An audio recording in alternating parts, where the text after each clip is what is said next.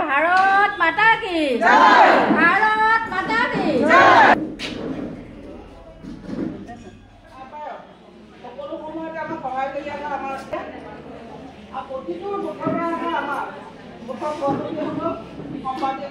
পৰৱৰ্তী পৰ্যায়ত আমাৰ যি 21জনীয়া সমিতি মহিলা মৰ্চাৰ যি 21জনীয়া ভোট বাহিনী আছে, এই ভোট বাহিনী আমি 21জনগৰাকীয়ে খুব সুন্দৰভাৱে আমি আদান প্ৰদান কৰি একগোট হৈ আমি আমাৰ ভোটটো চলাই দিবলৈ সুবিধা কৰিব লাগে। মই এই কথাকেইটাহে ক'ব বিচাৰিছোঁ।